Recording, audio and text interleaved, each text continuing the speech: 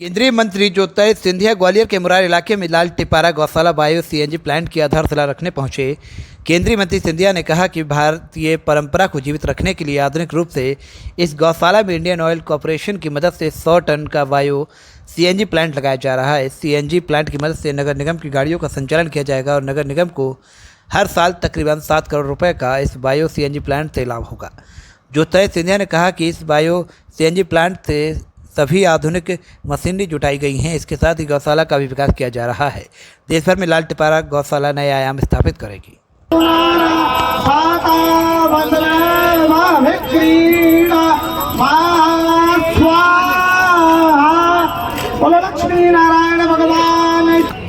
इसी के साथ मैं बुलाना चाहूंगी हमारे तालियां चाहिए सभी लोगों की ओर से। एक साइड हो जाओ। अरे मैडम साइड हो जाओ मैडम। अब मैं बुलाना चाहूंगी श्री भारत सिंह कुशवाहा जी की उद्यानिकी एवं खाद्य प्रसारण।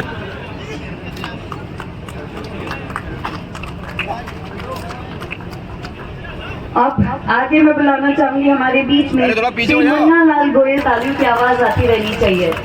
हम जिनके लिए यहाँ पर उपस्थित हैं वो सभी हमारे बीच में आ चुके हैं।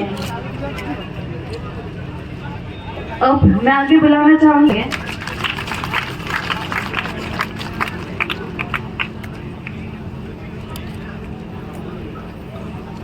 इसके बाद श्री ऋषभ देव आनंद जी, संत आदर्श गौशाला और सभी संत महात्मागण और उपस्थित सभी सज्जनों, आज निश्चित रूप से बहुत ही प्रसन्नता का विषय है और काफ़ी लंबे समय से हम लोग इस क्षण की प्रतीक्षा कर रहे थे।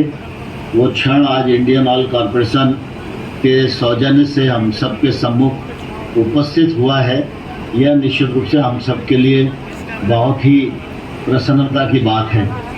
आज इस अवसर पर मैं समर्पण भाव के साथ कर रहे पूज्य ऋषि महाराज जी और मध्य प्रदेश सरकार के मंत्री माननीय श्री भारत सिंह कुशवाहा जी, आज के इस कार्यक्रम में हम सबके मध्य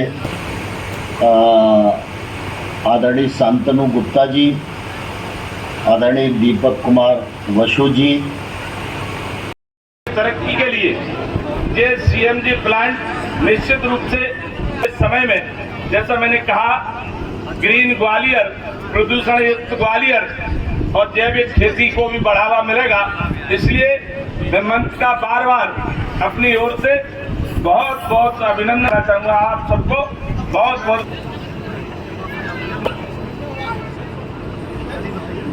इस क्षेत्र के पुरुष यशस्वी अचानंद जी के चरणों में मेरा प्रणाम। हमारे संत महात्मा ऋषभ देव आनंद जी, हरिओम आनंद जी, गौरव महाराज जी, सभी को मेरा प्रणाम। मंच पर आसीन हमारे ऊर्जा मंत्री प्रद्युम्न सिंह जी, उद्यानिकी एवं खाद्य प्रसंस्करण मंत्री भारत सिंह कुशवाहा जी, पर आसीन समस्त हमारे महानुभाव और सबसे महत्वपूर्ण मेरे लिए इस ऐतिहासिक कार्यक्रम में यहाँ उपस्थित ग्वालियर की सभी उपस्थित जनता जनार्दन, महानुभाव केवल नहीं लेकिन मेरे परिवार के सदस्यगण जो यहाँ मौजूद,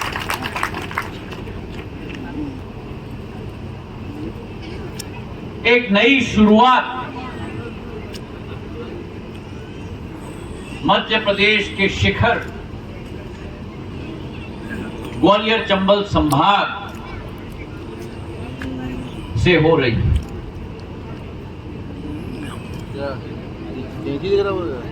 आज इस कार्यक्रम में हमारे आदर्श गौशाला जो हमारे संत महात्मा स्थापित हुई, इसकी विस्तारीकरण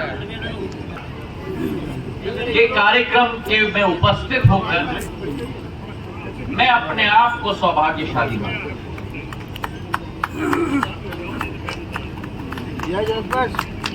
आज एक स्थिति मेरे भाई और बहनों, जहां विश्व में एक आधुनिकता का प्रसंग का एक उदाहरण इस मंच से शुरुआत हो रही है।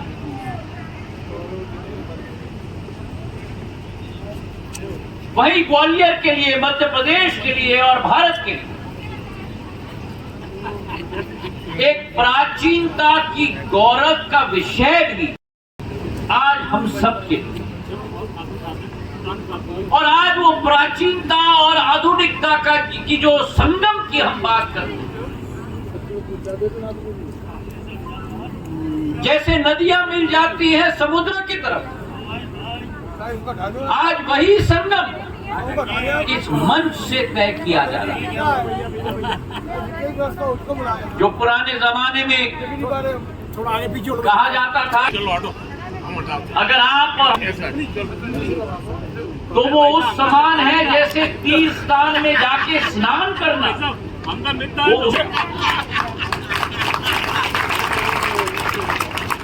और भारत की संस्कृति की प्राण,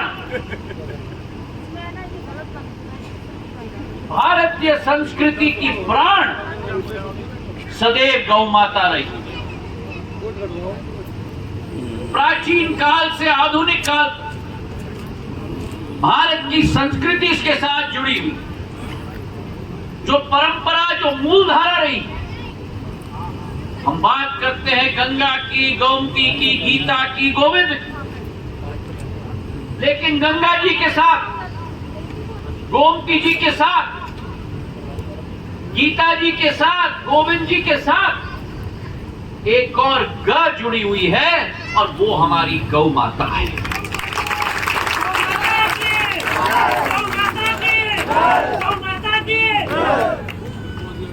और ये केवल सांस्कृतिक एक धरोहर हमारी नहीं, गौ माता केवल हमारी धार्मिक और सांस्कृतिक महत्व तो सदैव रहा है, लेकिन प्राचीन काल से आधुनिक काल तक एक आर्थिक महत्व भी गौ माता की सदैव रही, क्योंकि गौ माता जो महात्मा गांधी जी कहते थे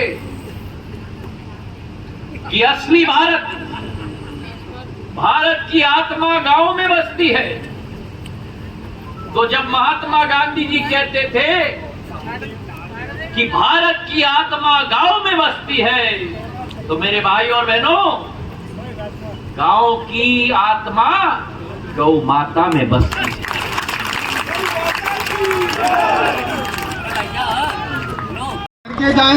और भारत की क्षमता को एक उदाहरण स्वरूप पूरे विश्व में उजागर करने का कार्य की शुरुआत हमारा ये आदर्श गौशाला रहा है पूरे मध्य प्रदेश का। और हमारे संत महात्मा जी, विश्वानंद जी और संत ऋषभ तो दोनों के आधार पर जो सुंदर तरीके से संचालन किया गया है गौशाला का, इसमें सांसद निधि से मैंने स्वयं 2 करोड़ रुपए दिए हैं।